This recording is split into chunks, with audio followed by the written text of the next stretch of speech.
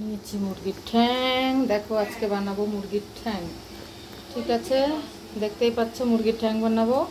কড়াই গরম হয়ে গেছে, কড়াই দিয়েছি তেল। দেখতেই পাচ্ছ একদম সিম্পল রান্না হবে। কড়াইয়ের মধ্যে তেল গরম হয়ে গেছে। আর এদিকে এটা ধুয়ে কেটে একদম পরিষ্কার করে নিয়েছি। তারপরে নিয়ে নিয়েছি পেঁয়াজ আর জিরে।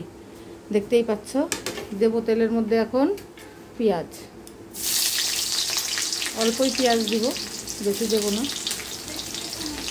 পেঁয়াজটাকে একটু নেড়ে নেব, পেঁয়াজটাকে সুন্দর করে একটু ভেজে নেব হালকা করে। দেখতেই পাচ্ছ,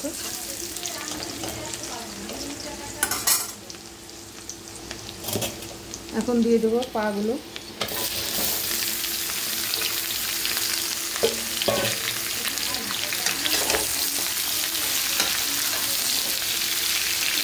সুন্দর করে নেড়ে নেব।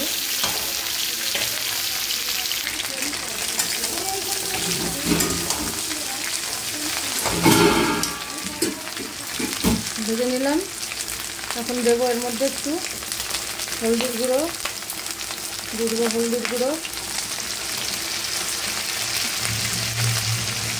দিয়ে দেবো লঙ্কার গুঁড়ো। দেখতেই পাচ্ছ। আর এর মধ্যে আছে মশলা, কী কী পিছেছি দেখো। রসুন আর শুকনো লঙ্কা, জিরা, এটা দেবো, দিয়ে দিলাম এটা।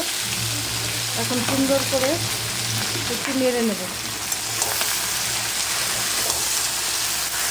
পরে আবার দেখাচ্ছি তোমাদেরকে কেমন করে হয়।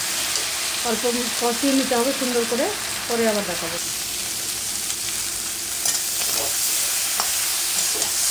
পরিমাণ মতন লবণ দিতে হবে, লবণ দিয়ে দিয়েছি, সেটা দেখাতে পারিনি।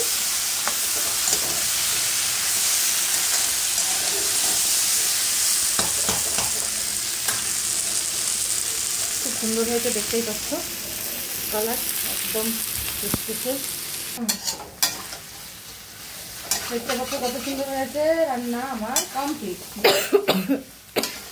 এই তো সেই তো